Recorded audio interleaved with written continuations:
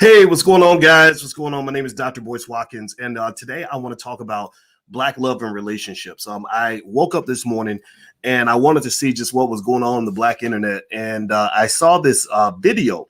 I saw a brother. I'd never seen him before. His name is Minister Jab or something like that, and I had nothing against the brother, but he had a whole video about my relationship with Alicia, this wedding that I just had, and I saw the video and I said, I don't know this guy. I've never told him anything about my personal life, but he's doing a whole lot of speculating, a whole lot of explaining about stuff that he didn't know nothing about. So I went into the video and I responded, and I think that people didn't believe it was really me. Well, if you're here from his channel, just know it was really me.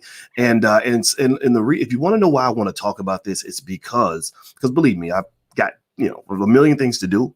But I respect the brother, right? And I also saw this as an opportunity to set the record straight about Black love and talk about the educational aspect of how we as men view our women and how we view our families and how this connects to white supremacy. So if you want to know why I'm talking about it, that's why.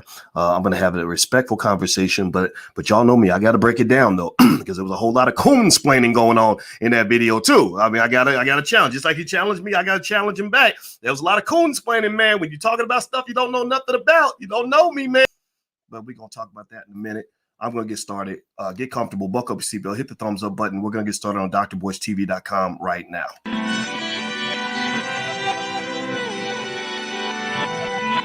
Here we are, clan the isms, cataclysm, great. Our people out here struggling, trying to make it in this state. Everybody out here doing it, but we the ones too late. Now family, we the ones who gotta delegate. Get that money in the power, never be fake. Stick to co-sign for 3. What did he say? Create jobs, support our own.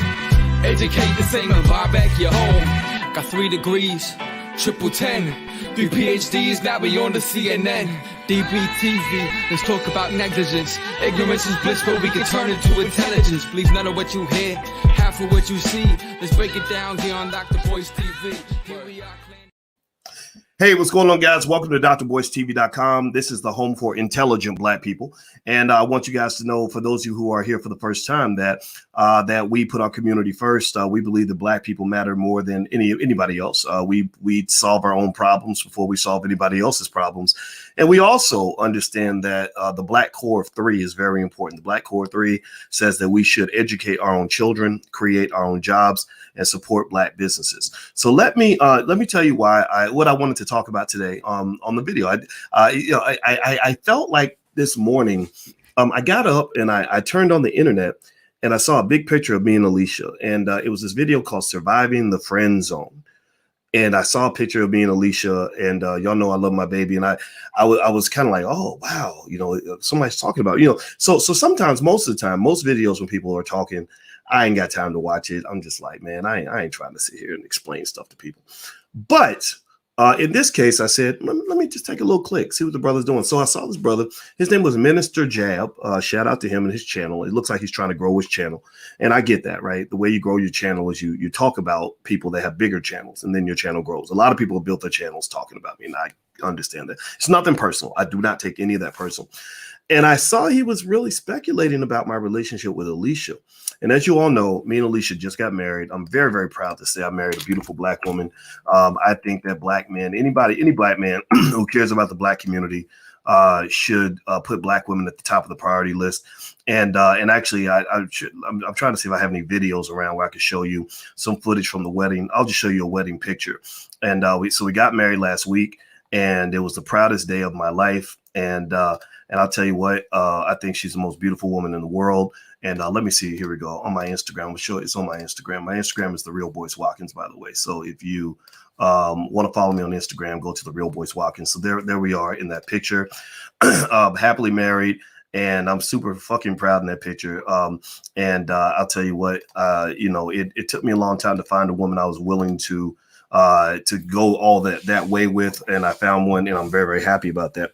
So why am I talking about this? You would say, well, Boyce, you don't have to respond to this. Don't respond to this guy, right? So some of y'all, I'm preaching to the choir. Some of y'all would probably wonder why I would even talk about it.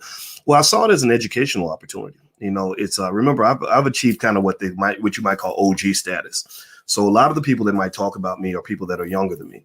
And also they maybe have not necessarily shaken off the brainwashing, the white supremacist brainwashing that exists in our society. A lot of that white supremacist brainwashing teaches you a lot of really unhealthy habits as a black man. It teaches you basically how to do everything in your power to make sure that your women are defenseless and without support, that they don't respect you, that your children are left abandoned.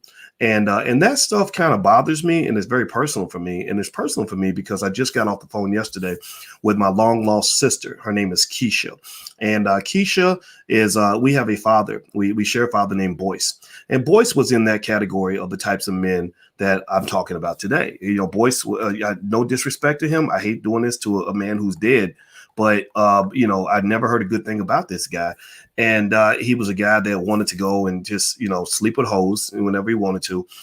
He didn't, you know, he all three of his kids, he never really reached out to any of us hardly. I think I talked to him 25 years ago. And he just really didn't have a life that I could say I'm proud of. I can't sit here and say, you know, that my biological father was this great guy, because the evidence just says that he was not. You know, it's mean. It probably sounds mean to say it, but it's just true. And so I think that one of the things is that's happened is I've become a little bit of a vampire hunter. You know, a vampire hunter in the sense that because I have known the pain that comes with weak ass men, because I've known the disappointment of a child who can't depend on a man because he want to go drop his penis in every woman within a 50-mile radius. Because I've known the trauma of male irresponsibility and disrespect of family, I have an issue with that. I really do. I have a problem with that because that's a big part of the reason why your community is failing. That's a big part of the reason why white people have their foot on your neck. They got their knee on your neck like George Floyd. They're George Floyd in your ass because your men, a good 30-40% of your men are big, fat, walking vaginas. Like they are literally and that's a disrespect to the vagina, because actually Betty White explained that the vagina is actually a very strong body part. Like it can take a pound and push out a 10-pound baby. So maybe it's actually a disrespect to vaginas to describe these men as vaginas. You know what I think they are? Here's what they are. Here's what some of these men are. They are, my daughter came downstairs and she showed me a gummy bear experiment where she put some gummy bears in water, and they were in water for a long time. And the gummy bears got real soft and gushy and bloated because they filled up with water. They're kind of like these big squishy gummy bear type guys, you know, and the thing is, though, the reason you can't identify them is because they look like men. They look like they're masculine. They look like they're strong. They look like they're tough because they've learned how to imitate tough people. They watch their favorite rapper and they hear their favorite rapper say, I don't love these hoes. Man, fuck all these hoes. Right. And they imitate that. And they're like, well, I never had a daddy explain to me how to be a man. I don't know nothing about manhood. So I'm gonna do what Lil Wayne is doing. Lil Wayne he always got his cup. He always got his cup. He's sipping purple and he high and drunk all the time, and he don't love these hoes. He don't take care of his kids, so I'm gonna be just like him. So effectively, you know, it's like you got the millions of men that are just misguided, you know. And if you want to know why I wanted to talk about this, it's because I want to be there for the men that are looking for something better and something different. I want to be here for the people that really want to fight white supremacy. I want to be here for the men and the women as well, who want to know how to identify a sturdy man when they see one. And because I was raised by a sturdy man. I was raised by a man who was tougher than all these little bitches put together. I mean, my father has killed people. Like, he's killed people. You know, he came back from Vietnam with a heroin addiction. And I said, how did you stop using heroin? I said, a lot of people, that's their excuse for being irresponsible for the rest of their life. They started using drugs.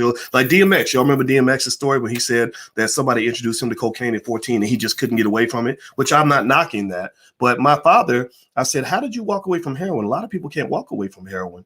He said, I just did it. Because if you're a man and you want something to happen, you make it happen. You do it. Because your people, your family is dependent on you to come through for them. So a lot of the men that you see that are whining and complaining all the time about, yeah, women do this, women do that, they're not mean to me.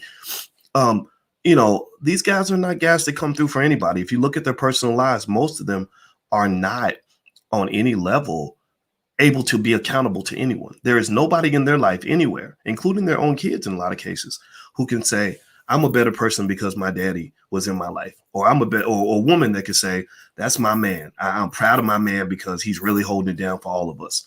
And so let me address some of this straight up, point blank period. Do me a favor, hit the thumbs up button, hit the thumbs up, share, subscribe button. If this is your thing, if this is not your thing, then don't subscribe because I don't necessarily want people like that here, because you're only going to get frustrated. You're only going to get annoyed with the commentary. You're going to think I'm old fashioned or mean or hurt your feelings or whatever. So if you're in the category where you don't get it, then you're welcome to go. But those who want to understand, maybe you're young and you're listening to a lot of idiots on the internet who are giving you very bad advice, then stick around because I'd like to give you a perspective that I hope that you'll hear. All right. So with that said, I heard the brother mention something about specifically about my marriage to Alicia. And he said, Dr. Boyce, this man who's made millions of dollars, and he's right, I've made millions of dollars. Basically, he got put in the friend zone, and then, she passed him up, and then years later she came back because suddenly he's got money now, he's doing better now. And I was like, okay, I get what you're saying now. So what you're basically saying, two things you're saying here. One is you're saying that she passed me up and waited, all these years to come back because now he got money. Now I can really get him. I'm fascinated by the idea that people can speculate on something that they know nothing about. Like, he never spoke to me about it. I was in his chat kind of fucking with him. I was like, hey man, just call me in. I'll be happy to answer your questions so you can at least speculate on information that you actually have, as opposed to talking about me as if I'm doing the dumb shit that you might do. Like that's not, so what you're saying, I get it. You're saying that she passed me up, and then years later she came back because I had all the bread and all the power and all the money. Okay, fine. I get what you're saying. I understand that there are women out there who do those sorts of things. I've met those women. I've probably met more women than you. To be honest with you, when you become famous and you have money, it's like having a big booty and breasts on a woman. Like you get tons of women come at you. I've probably met more women than he has, just because everywhere I go, there's a pretty lady somewhere that's like, oh, I really like your book. I think you're so smart. And I respect that. But I understand, when you get more mature, you realize that having too many women in your life will get you in trouble. When you get mature, you learn, like Diddy, how Diddy said, more money, more problems. Well, you could also add in more women, more problems. Go take your ass in a hotel room with every pretty girl with a big butt and a smile. One day you're going to run into a Cardi B who's going to rob your ass and get you raped while she done drug you. There are women out there that put date rape drugs in men's drinks. Nobody talks about that, but there are women out there like that. There are women who will falsely accuse a man of sexual assault just so they can get a payday, right? I know a friend where that happened to him, right? There are women out here that will string your ass up, that'll go on the internet and tell all your sexual business and literally seek to destroy you. So at the end of the day, like, if you are a guy, see, here's the thing, pay attention now. Listen to me. Are you listening to me? Give me a yes in the chat if you're following what I'm saying. This is really information for the men that you have to understand. If you are a man who has power, and that power is not accompanied with some degree of sexual discipline, you are going to be taken down at some point, because the number one reason men go down is because they get in a bad situation with a woman. Look at what Charlamagne's dealing with right now. Charlamagne, again, my friend, I've been on the Breakfast Club a bunch of times and he's always treated me well. But, you saw where he says things that I would not say. When J-Lo was on the show, he sniffed the chair and because he wanted to smell her vagina. And I'm not knocking that. Like, I'm sure, okay, it's great. You love vagina, no problem with that. Everybody does. Vaginas are great. But when you're engaging that kind of public behavior, what happens is that later on, people then have a reel that they can create, that they can put together to say, look, see what he did, see what he said to that woman, he's probably a rapist because blah, blah, blah, right? So you got to be strategic. A black man cannot succeed in a white supremacist society if he is not strategic. It's going to go over a lot of people's heads. but I'm really talking to the people that really want to get. I'm really talking to the bosses in the room. I'm talking to the men that want to be successful. So no, I mean, yeah, sure. You know, the men who usually say stuff like that, like, oh, you could have had a whole bunch of women because look at how much money you have. Those are usually men who've never had any money and they never had any power. They've never had any women. Right. It's you know what it makes me think about? It's like if I'm walking with a kung fu master like Bruce Lee, and I know that Bruce Lee can kill somebody with one punch, or Jet Li or somebody like that. Right. And somebody walks up to Jet Li and they push him and Jet Li doesn't respond. And then they push him again and he doesn't respond. Well, then somebody who doesn't know how to fight is going to say, man, if I knew kung fu, if I knew karate, I would have chopped him up. I would have killed him in one blow. Man, I would have took his whole head off. Right. Like that's what people say. Like it's talking. Right. People who don't have it talk about what they would do if they did have it. Right. So people who don't have money will be like, man, if I had money, I'd get me a Benz and I'd get me a blah, blah, blah. I could go buy a Mercedes Benz tomorrow with the money that's in my bank account. I could easily do that. Like I could easily go buy whatever I wanted. But I don't do that because there are things you have to consider when you're in that position. So sure, you can have all the, you know, women you want when you become famous and then you get money and all that. It's very easy to do, but that shit will destroy you. That stuff will destroy you. There's a movie everybody should watch if you really want to understand what I'm talking about. It's called Dorian Gray. Dorian Gray. I think Keanu Reeves is in that movie. Dorian Gray is this excellent story about a man who had everything he wanted. He could get all the women he wanted. He had all the money. He had all the power. He had all the respect. He was into the drugs. Everything that was pleasure seeking, he had access to that. And he had infinite youth. He could be young. He was young for 100 years. He was a handsome 32-year-old man for a 100-year period. And he had sex with everything. And in this movie, it shows what happened to this man's soul. His soul. Like, because he had a painting, he put his soul inside a painting. That's why he didn't get older. And all through the movie, as he got into more debaucherous stuff, as he started tainting his soul by literally pushing the limits, like adrenaline is addictive, right? So as he's pushing the limits, he's having, 2 women at a time, then it's 3, then it's 4, then it's 5, then he starts having sex with men and animals and killing people while he's having sex with them because he could do whatever he wanted. It was ruining his soul. Right. And so ultimately at the end, he starts to hate himself because of this gluttonous behavior. And so a lot of your celebrities that you see that do have all the money and all the fame, who are not right spiritually, who are not right psychologically, who haven't ever been taught the essence of discipline, those men end up destroyed. The LL Cool J wrote in his book, actually, a lot of people miss that, but he talked about how he got to the point where he just wanted to put his penis in anything. And when they say anything, that means anything. Anything is a big word. Anything could mean a man. It could mean a woman. It could mean an animal. It could mean a child, right? I again, maybe I'm wrong. Maybe I got to go look at the exact excerpt, though, just to be clear, though, because I'm not saying anything speculative about LL right there in that statement. But when he said, when I heard that, I was like, ugh, oh, wow, that's okay. So I would just say to, men, as you seek out the things that you want, right? Chris Rock was right that men pretty much seek out money and power so they can get more women, right? That's kind of the thing that we do as men. That's what makes us the man, right? Be thoughtful about how you use that power, because with greater power comes greater responsibility. And a lot of the celebrities that you see go down, a lot of the men that you see get ruined and destroyed, it's because they had the power and they didn't understand the responsibility. They didn't understand. The Chinese have a saying that says the fattest pig always gets slaughtered. So one minute you think you're the man, you think you got all the money and all the women, all the power, and can't nobody touch you. Well, that you don't understand that when you get in that position, you got more eyeballs on you. So I got to the point where, if I see a certain energy on a woman, I won't even have a conversation with her with no one else around. I'm talking about even a phone conversation. I've had women try to misconstrue a phone conversation. There was a lady who did a video and said, yeah, when I talked to Dr. Boyce, he was trying to hit on me and blah, blah, blah. And I'm like, I did not hit on you. I've never been in the same room with you. I've never invited you to come see me. I've never invited myself to come to you.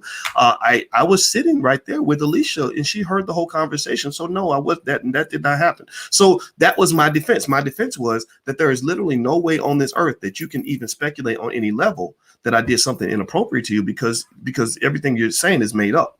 right? So ultimately, I would just say to men that are smart, that want to be successful, you got to be real strategic, because everybody's looking to take a black man down. So with that said, I heard the brother's statement where he said, I heard the other part where he said that he was giving me some compliments. He was saying, Dr. Boyce, you're intelligent and you're rich and you're this and this. And I'm like, well, thank you. It sounds like he was somewhat respectful. So I don't want to be too mean to him.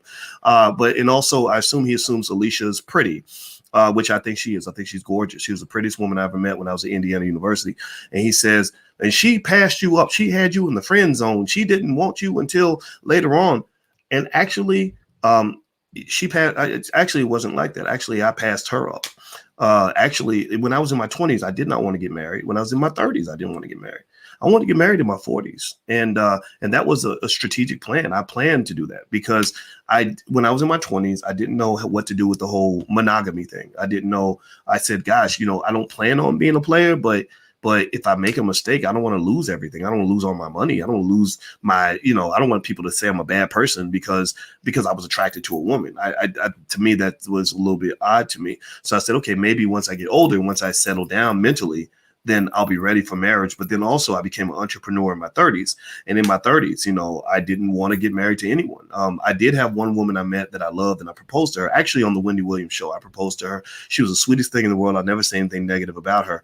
And actually what stopped it was the religion. She was a Seventh-day Adventist, and they didn't feel in her church that her marrying a person outside the church was a good idea. And I think that pressure got to her. And this is actually, again, a little bit for some of the women to think about. Black women are actually the most religious group of people in America. I don't know if y'all know that. And a lot of times, some of these men in the church basically manipulate a lot of women to keep them single and lonely so they can have all the vagina to themselves. I'm not saying everybody does that, but if you look at some of the debauchery that goes on inside the church, where you got the deacon and the pastor having sex with everybody or whatever, a lot of times, and this is not just true with the Black church, this is true with the Mormons and everything. With the Mormon church, the old school Mormons who believe in polygamy, they're really fascinating. What they'll do is they will when the boys get 13, they run the boys off the reservation. They tell the boys to leave. But when the girls get 13 and the girls want to leave, they tell the girls they have to stay. They'll go hunt down the girls and bring them back. So the use of religion to manipulate and harm women and to control them is a 10,000-year-old tradition. So I would encourage ladies to kind of understand, like, okay, you can listen to your pastor, you can show him respect, but you got to really realize that your life belongs to you. And I think that a good man may not always come in a religious package. He may not want to go to church with you. I don't go to church, and unfortunately I married a woman who doesn't go to church either. It doesn't make us bad people. We care, we do right by the world. I like to believe that. But I just don't want to go to church. I want to stay home and sleep, or I want to watch football that day. I don't want to be in church. I don't want to be giving my money to the pastor. No, I give my money to charity. How about that? So really, that was another point. So I think just for those who are curious, or if you see somebody say, oh, she had him friend zone for 27 years and then she decided to come back to him because of this and this. You could just politely say that's not true. Actually, in her wedding vow, she said, I had no idea that you were interested in me. And I said, yeah, I was interested. I was also a little bit shy. I was like, I just didn't know what to say to you. But, but I was happy being her friend. Like I was really happy as her friend. It wasn't, I had a great life. Again, like I said, this thing that where people expect.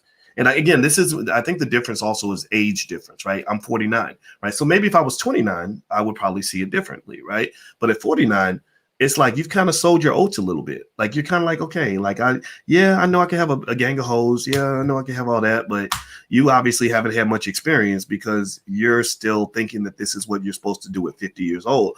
It's not fun anymore. Like you get to the point where you might want peace.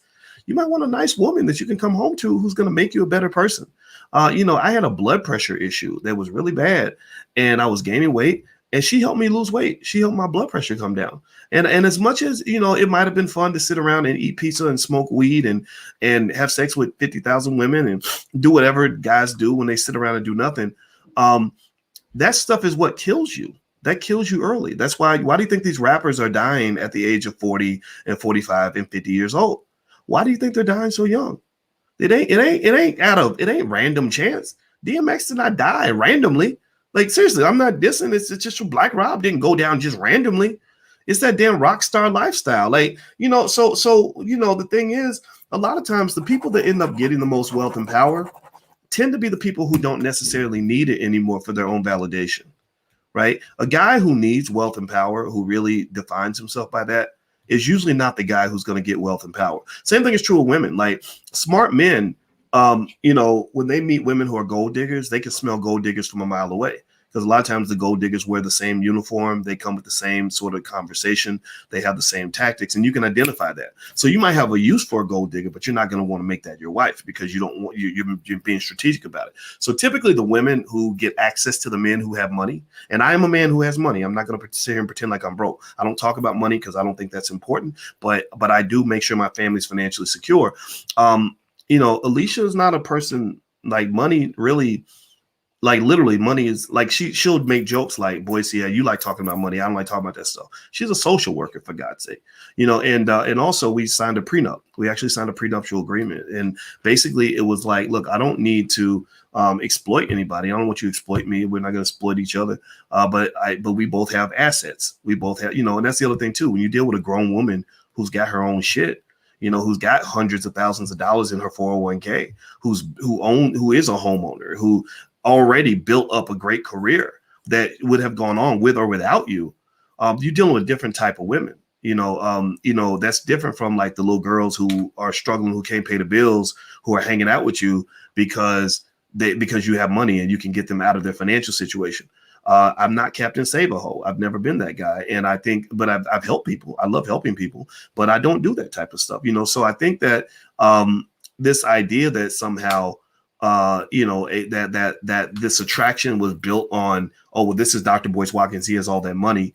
That's just misguided, right? That's just misguided, because when you become that person that women are interested in because of what you have, you start to notice it in a minute. It's like, ladies, like if let's say you have a big booty or you have nice curves, you can tell the men that can appreciate your curves, but still appreciate the rest of you, versus the men who are solely obsessed with your booty, right? Who are only there for something physical, right? So the same thing is true when you talk about financial stuff. Like, I know having money does make you more attractive as a man, and that's fine. I think that's very natural. If you read books about human attraction, they explain that men having resources makes them more attractive. In fact, when giraffes have the most territory, that's how females decide who they want to mate with. They mate with the giraffe who has the most real estate, right? Who the wealthiest giraffes get the most ass. That's just the way it is.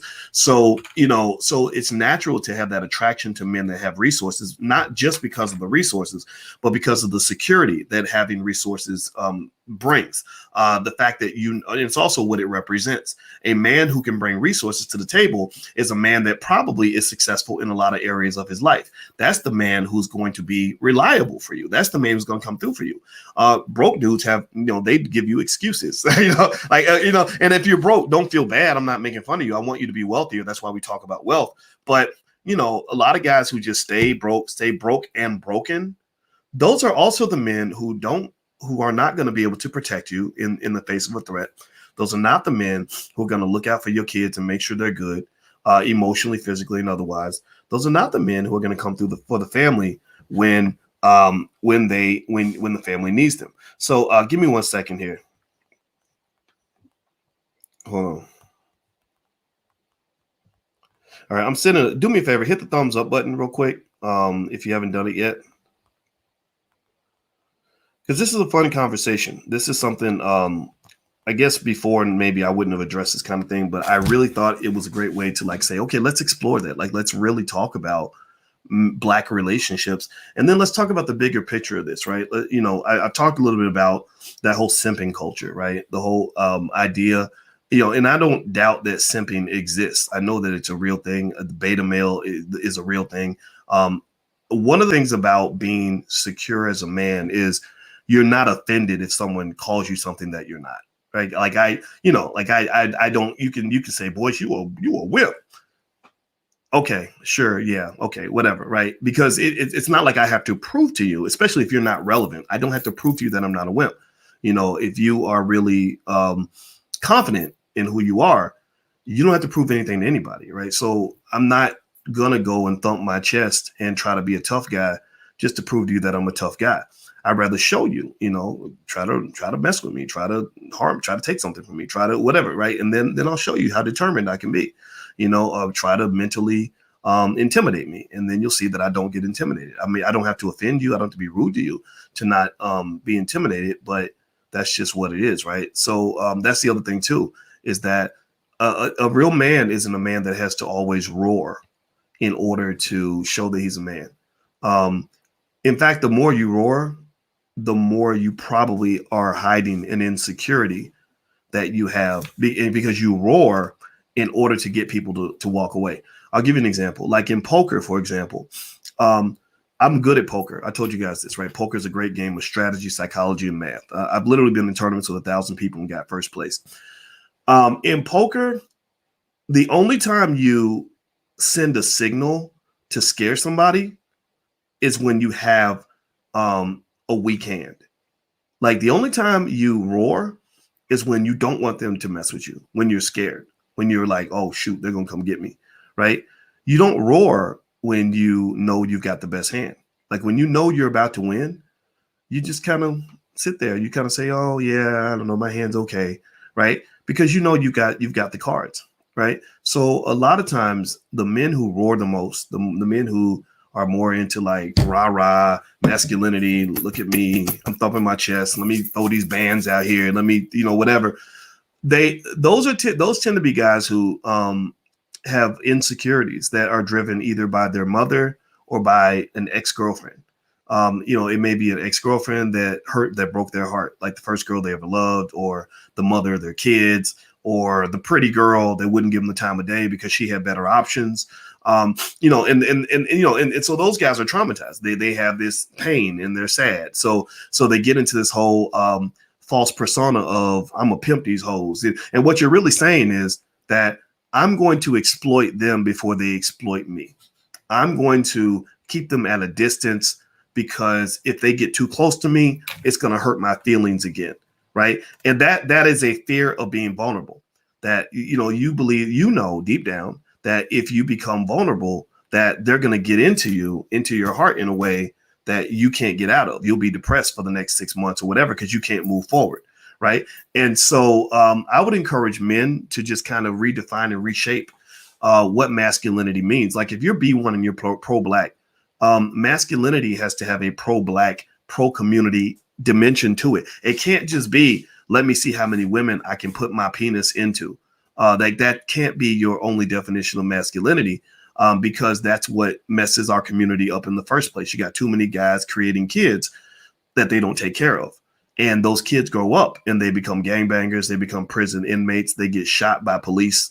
They steal from other Black people. Some of them, not all of them, but many of them end up becoming menaces to society unless they're lucky. And they go through what I went through, where they bump into a real man like my father who took care of kids that were not his own. Right. And so, so just the mere idea. And that was the other thing, too. The guy mentioned on the video that he said, look, you taking care of another man's offspring. Like, what is that? And that's built on selfishness. That's built on selfish, gluttonous, pleasure-seeking behavior, where you can't be pro-Black and not care about the children in the Black community. It's not possible, right? So if I say, man, F them kids, I ain't trying to take care of nobody else's kids. If they ain't mine, I ain't taking care of them. I don't care. Little motherfucker. He might need something to eat, but I ain't got to feed him because I ain't. Okay. All right. So now a Black child goes hungry and without support or without protection because you're not coming through for the community. Coming through for the community means coming through for people that may not be related to you, And I really think that, and maybe some of you understand, right? Maybe you're in a relationship with somebody that has kids. I've always felt like kids are a blessing. I love the idea of, meeting. I didn't want to change a lot of diapers, so I didn't have any more babies. I had one child when I was 18. That wasn't the smartest thing because that was hard. It's hard to raise a child that's not in your house.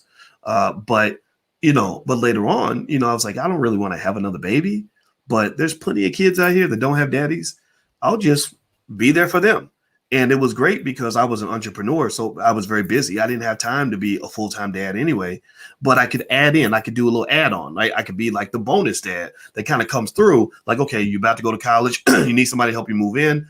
I'll be there. You need track shoes, to get ready for track season. I'm there. You need somebody to get on the phone with you and give you a word of advice or encouragement. I love doing that. Right. And I really think that men who fall into that weird ideology that the kids are a burden, you don't know what you're missing out on, man. Like some of those kids are really wonderful children.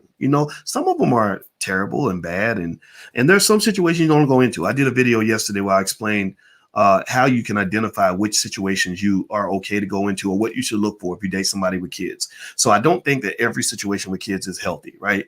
But if the kids are great and you get a chance to play the part in helping a young black man or young black woman become the best they could be, why would you not want to do that? Like, why would you think that was like a burden or what that gets in the way of your liquor and weed and random hoes? Like, is that what it is? Because here's one of the things, this is one of my critiques of feminism.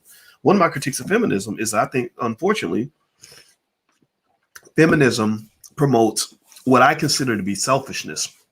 It kind of tells women that how you feel and what you want is all that matters. The family doesn't matter. Your kids, if you have a baby or if you're pregnant and the baby's an inconvenience, then just abort the little mother. Just chop him up and have him come out of your body and just get rid of the baby. Right. And that never set right with my spirit, because I feel like you have to consider more than just yourself. It doesn't mean you don't have the right to do what you want to do, but how you feel, what makes you happy, can't always be your number one factor and variable in determining what you're going to do. Because if that is the case, then that explains about at least 60% of the problems the Black community has.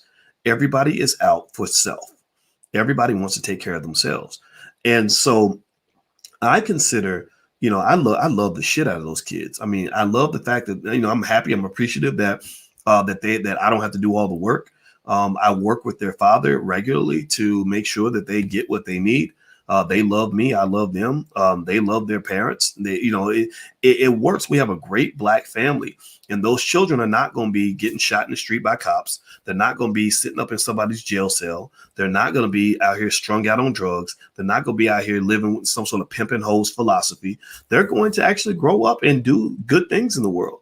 And that's my contribution to the Black community. The greatest way to fight white supremacy is to support the Black family. That's it, period. So if you never get to the point, I get it. I understand if a 28-year-old doesn't understand why a man who has plenty of money and plenty of opportunity would pick a Black woman and say, I want to build with this Black woman. I get why a 28-year-old might feel that way because when you're young, you have a different type of energy. But at some point, if you're going to be a king, you have to have a kingdom and a castle. And it has to be something that's solid and sturdy and foundational and healthy, right? It can't just be built on you thinking with your penis all the time, And so for young guys, I tell you, like, make your own decision, do what you're going to do, but figure out what real manhood looks like. So maybe I can be an example for you. I can tell you that I doubt that any of the men that criticize me are doing better than me. I can tell you right now, I bet most of them are not, haven't made as much money as me, don't have as much power as I do, don't have as much education as I do. Their woman probably ain't as pretty as mine is. Are not as happy as me. I'm not dogging them. I'm just saying that's just the fact, right? So if you talk about what does it mean to be the man, what does it mean to really be the man? Oh, look at me, I'm the man. Okay, I got what I want. Like, I set goals in my life when I was young. I accomplished those goals. So maybe if you're looking for an example of manhood, I'm not sitting there putting myself on a pedestal. I don't want to do that. But if you are looking for an example that's going to help you find your bliss, maybe look over in this direction. Don't look at those rappers. Those rappers are not happy. Many of those rappers are broke because they're being pimped by their record label. Many of these rappers are got STDs out the ass because they've been with so many nasty ass women. Many of the rappers are strung out on drugs, so they're very unhappy and living in a constant nightmare. Many of those rappers are going to die young from heart problems, maybe from the drugs or from the hard life or hard living. Many of them are going to die, and their children will look at them with complete shame. They're going to look at them and they say, God damn, daddy, like, you made all this money and we're having to do a GoFundMe to pay for your funeral. What kind of man is that? What kind of man is that? How can you say you were the man when the people that depend on you to be the man can't depend on you to be the man? That is a beta male. That is a simp. That is a wimp. That is unfortunately, scratch that. I'm not gonna say it like that. That is a man who's been misguided and brainwashed. That is a white supremacist, because you've been trained to do everything in your power to destroy the people that you supposedly care about. You literally are destroying the Black community. Because all of us, give me a yes or no. How many of you in here have been victimized by a worthless adult in your life? Like, how many of you, give me a yes or no. How many of you have grown up and had, a man that you depended on who did not come through for you? Give me a yes or no. How many of you, and how did that make you feel? How did that make you feel? Tell me in the chat. Say it with one word.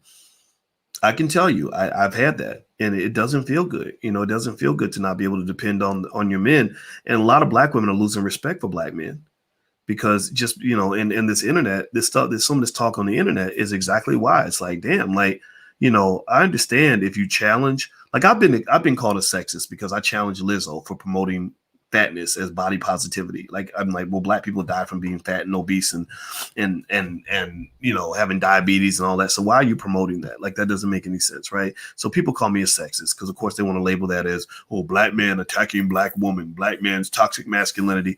And I'm like, no, get the hell out of there with that nonsense. That's stupid. No, you're promoting death to Black people. That's what you're doing. You're telling Black people better ways to die. You're having them dance to a beat. Right, or you die, but while they're dying, right, with a piece of fried chicken in their hand, that's not healthy, right? So I believe definitely in challenging things that you don't agree with, but my God, man, like, you can't throw every woman into the garbage like that. Like, you can't just, if a man finds a good woman and says, this good woman is honorable, she's treated me with decency and respect. I want to make a commitment. I want to really be there for her. I really want to come through for the family. You can't just say, well, oh, that's simping, because what did you try to turn a hoe into a housewife? Maybe that's simping. Or did you I don't know, did you fall in love with a stripper? Like, maybe that's simping. But to fall in love with a quality Black woman, that's called building. That's called being pro-Black. So a lot of people, I want you, if you see them online, I want you to go in there and call it out. Like, call it out and say, how can you be pro-Black when you hate your women? You have a mother. Would you want, you want to go around and do terrible things to women and disrespect them? How would you feel if somebody did that to your mother? And for some of these men, they don't care. Maybe their mothers were prostitutes or whatever, and so they grew up maybe with a hatred of women. I don't know, but it's kind of like, God, man, like what's going on? But at the same time, though, maybe that's my sign that I'm getting like older, and I think about things a lot. I pay attention. Like, I really study white supremacy carefully. I don't just talk about it as a dog whistle term. I study it. I say, okay, why are we as Black people not moving forward? What is the problem? And I've become completely convinced that your biggest challenges are around four areas. I call it the 4 pillars. What is it? Wealth, education, family, and community. Wealth, because you're not learning how to build your wealth, because unfortunately they're paying rappers to market financial irresponsibility. So even when you get money, you throw it away. That's why rappers are dying broke. Like, if you sold 13 million albums, why are you dying broke? Because somebody put the wrong ideas in your head about what you're supposed to do with your money. Education, your education is bad. Even your most educated Black people are just not very smart at all. But they think they're educated because their brain is filled with information. The problem is that it's the wrong information. So it's like me saying, I went further in the race than you because I drove my car 1,000 miles, but you only drove your car 200 miles. But I drove 1,000 miles in the wrong direction. So a lot of people that are educated, the educated Negroes, who think that they're the talented 10th, who really think they're pulling the community ahead, maybe because a white person gave you a job or whatever. Those people, unfortunately, many of them are dying broke, and many of them are not assets to the community. So education alone doesn't do it. You have to have the right education. Family means that there's a reason why they teach the Black man to hate the Black woman. There's a reason why they teach Black men to not care about their children. There's a reason why they teach the black woman to disrespect the black man. There's a reason why feminists teach black women to abort little black babies, because they know that family is one of the most critical dimensions to prosperity, power, and wealth. Family, when you have strong families, you can do anything. If you have a family where everybody loves each other and everybody's on code and everybody's really got each other's back and you're working together, that family can't be messed with. Like, think about a family. Do you ever know that family growing up, they had like 8 brothers and sisters and they were all like down for each other? So if one of them got in a fight, all of them got in a fight. You know what I'm talking about? Like, think about that. Imagine a family like that, where if little Pookie comes back and says, they were bullying me today. Oh, he got his big sister coming. 2 of his big brothers are coming. Like, ain't nobody going to bully Pookie ever again, because Pookie's got backup. Pookie's got a family on his side, right? So the same thing is true when you talk about wealth. When you have strong families, you win. Strong families means that you have a tremendous asset in your possession.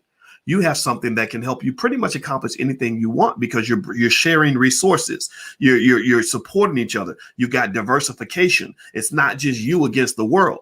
See, that's the thing, right? I want you to really kind of observe this. A lot of these people you see on the internet, sometimes they get a little bit of a platform, it becomes them against the whole world. Like, it's just them and that's it. They don't have a team. They don't have any backup. They don't have any alliances, any partnerships. That's a flawed approach to anything, because that means if they take you out, then it's over, right? Or if you're trying to go make money and it's you against the world, I'm going to do it all by myself.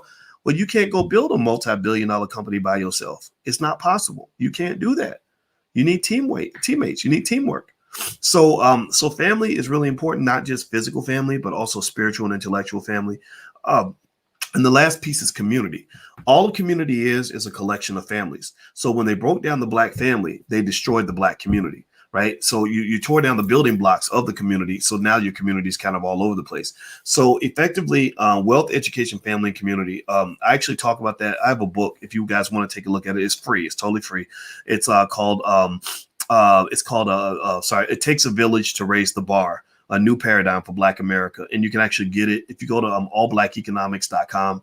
I'm gonna put the URL on the screen so you guys can see it. Allblackeconomics.com. There's the URL, so feel free to go take a look. And so anyway, to kind of conclude on this, I got to go to a meeting, and I'm glad that this was a conversation we could have, and I hope that this helps some of you, because I end up finding that, I only appeal to maybe 5 to 10% of Black people. That's it. I don't want to appeal to the other 80, 90%, honestly, because, there's so many, because I don't have the patience to deal with ignorance. And also I don't want to play for the losing team. I want to pick Black people in my space that really want to win, right? That really want strong families, that really want to have wealth, that want to have healthy relationships, that want to be successful, that really want to defeat white supremacy. I don't do well hanging out with victims. Also for young men, the men that follow me, my goal is to help them to understand that sometimes your whole perception of what you think manhood is just wrong. When white men are giving you the model of Black manhood, they're basically buck breaking you from birth, right? We think buck breaking means a man who's just weak and a wimp. No, buck breaking can also mean when you are just misguided to the point where you're going through life destroying people's lives because all you know how to do is think about yourself. When you don't protect or support anybody, when you got all this power and you don't want to help anybody else, you don't want to be there for your children, you don't want to be there for your family. Well, you're I don't know what you would call it. Maybe it's, instead of buck breaking, maybe you're buck breaking other people, right? Think about that. Think about what a son feels like when his daddy ain't shit and his daddy ain't helping him. His daddy ain't taught him nothing. So you might be the biggest, baddest buck in the world, but if your offspring are broken because you did not come through for them, then effectively you're no different from a rogue police officer, and so I personally just think that we got to kind of talk about these things a little more, and I'm gonna keep talking about it. Like, subscribe to the channel, subscribe if this is the kind of thing that you are interested in. If you're not interested, there's other channels you can go to. Maybe in 20 years or something, maybe you'll change your point of view. But right now, at the end of the day, I want people around me who want to win. And I can tell you, and the older I get, the less I can relate to victim talk. Like I can't, the older I get, the less I can relate to, oh, white people are oppressing us. That's why we can't get nothing done. And I'm like, well, white people ain't oppressing me. White supremacy runs nothing up in this motherfucker. Like there's nothing in my house that's being run by a white supremacist. I don't wake up every day fearing a white man. I don't wake up wondering if a police officer's gonna come get me. I don't live in that world. I'm sorry. I get what you're saying. I'll try to empathize, but at some point I'm a problem solver and I'm gonna say, okay, why do we see different realities? And you say, well, it's because you're rich and you just. I wasn't born rich. I was born poorer than you. I had less money than you. There's not a single story about roaches or free cheese or anything you could tell me that I can't relate to on a deep level. So what's the goddamn difference? What's the difference? The difference is that you have been trained to have a victim mentality. You have been trained to be powerless. You've been trained to believe that you can't do anything without white daddy's help. That's the difference. That is the difference. So at the end of the day, like that's what it is. You got 2 Black Americans, at least 2, maybe 3 or 4. I don't know. But you got Black people who are moving on. Black people who've risen above the whole like stereotypical like coon-splaining type of behavior. Like the whole, we love rappers and comedians and basketball players and we gonna drink ourselves to death and then say white people did it and then walk around feeling like we're victims and oh my God, I was so scared to leave the house because I thought a police officer was gonna come get me. Like I don't live like that. I grew up with a man in my house, goddamn. Like I'm not scared. Like stop that, please. I don't identify with that kind of behavior. And that will never ever make you feel good about getting up out of bed in the morning if every day you wake up feeling confused and weak and lost. So I just want to see, I want to find out where the real men are at. And if you're not there yet, it's okay. It took me time, man. It took me time. I had to build my confidence from the root because I didn't have all the support I could have used as a kid. I didn't have people instilling confidence in me. So I literally studied how to have confidence. I literally studied how to be a better man, how to win, how to succeed. I studied these things at a scientific level. So, and I can say, in general, without bragging, that my life is a reflection of that. Again, even the guy who did that video saying that I was, that I was stuck in the friend zone or something, whatever he said, even he was admiring, like, well, Dr. Boyce is worth all this money and he's really smart. And I'm like, yeah, I was the only Black man on earth to get a PhD in finance in the year 2002. And he's made millions of dollars. Yeah, I have. I've made a lot more money. I probably make more money in a week than you make in a year. I will say that. I will confess to that. And so why not? Why don't we start breaking that down then? Why don't we start saying, what's the difference between me and you? What's the difference? What's going on right now that's leading me to take the time out of my day to address this issue for the Black men that really want to hear this and the Black women that really want to get this too? It's really because you're getting the wrong image of what it means to be a man. Manhood has been vastly misrepresented in the Black community, and they got you out here thinking that little boys are actually men. And some of y'all women are picking the wrong men, and some of y'all men are trying to be the wrong man. Don't be that man. Fucking be Superman. You can do that, but you got to think differently. If you think like all these other people, you're going to end up in the ditch just like them. So I got to go. I'm out of here. Have a good day, guys. Thank you for listening. I'll talk to you later. Peace.